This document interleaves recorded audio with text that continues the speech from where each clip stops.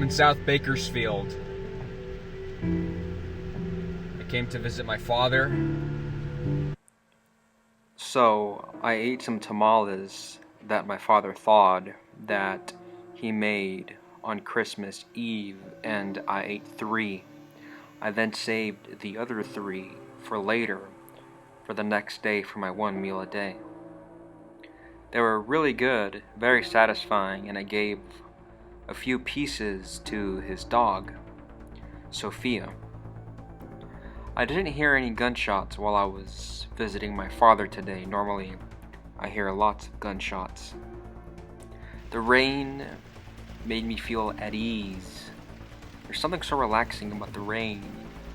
And also, I think that there's less likely to be shootings and other forms of criminal activity when it's raining, because it's in a way a deterrent. It'll keep people indoors. Both good and bad people prefer to stay indoors when it's raining. It's raining like a motherfucker today in Bakersfield. I'm glad for the rain to wash away the scum and shit off the streets. Thank God for the rain. 1,200 plus customers were left without power in southwest Bakersfield today. PG&E said 1,276 customers exactly are without power in southwest Bakersfield Monday afternoon, according to an outage map. Customers lost power in the New Stein Road and Stockdale Highway area at 2:53 p.m. The cause of the outage is still unknown, but crews are investigating. Now, I don't know why the power is out, but I think perhaps it was somebody crashing into a pole or something like that that caused the power outage, which has happened before many times in Bakersfield, because as you already know, if you've seen my videos, the people in Bakersfield for the most part don't know how to drive. I do, but a lot of these people don't know how to drive. I also read an article with the title of "Fires Caused by Transients or Homeless Continue to Pose a Serious Challenge." The flames burned hot and high as they tore through the old and once attractive house on Chester Avenue and 9th Street in central Bakersfield earlier this month.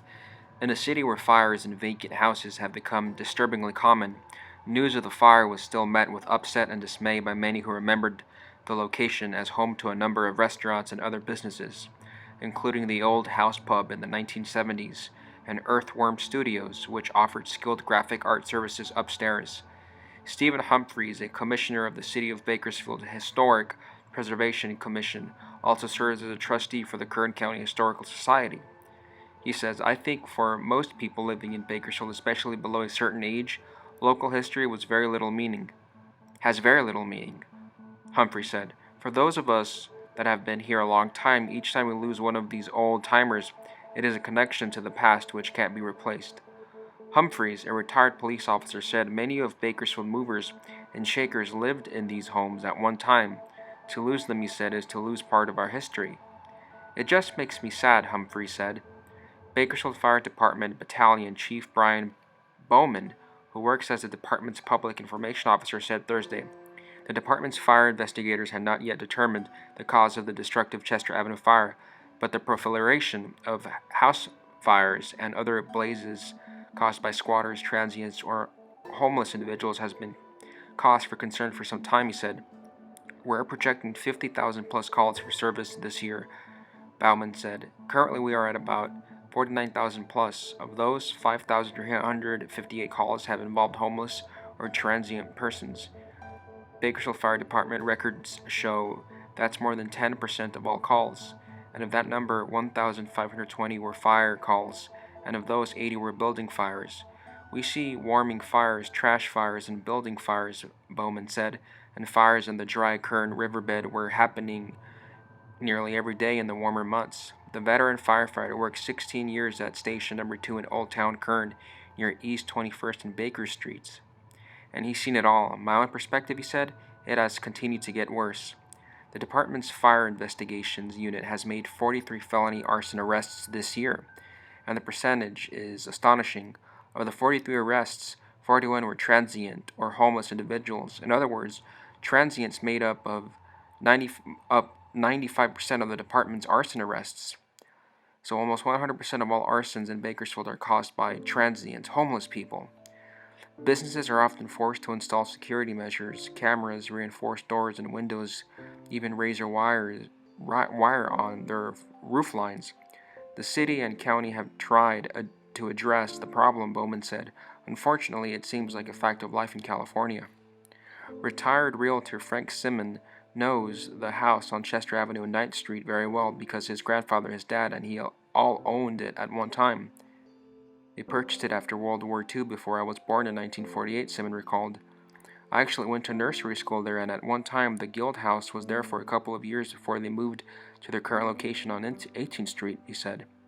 Simon bought the place in the early 1970s and has had a series of tenants over the years, but in more recent years, transients caused significant damage and compelled Simon to pour more money into repairs and security measures. It was a constant problem of people breaking into the building, he said. At one point, he even hired a private security service, but it didn't solve the problem. Simon finally sold it a few years ago, but nothing ever came of the place after that. I still have a lot of emotional attachment to it, he said of the building that was heavily damaged by the heat and flames. Humphrey said another home at the 17th and D Streets in downtown Bakersfield was burned in similar circumstances earlier this year. And the Californian covered the saga of the vacant fourplex at 2205 20th Street in downtown Bakersfield, which has been the victim of fire at least twice, and despite being tightly boarded up, it has often been the target of break-ins and transient squatters. As a former police officer, Humphreys offers some potential solutions. Targeted community policing along with mental health workers need to get these people into shelters and treatment, he said. I know the city has started to do more to address the problem, but it needs to be ramped up.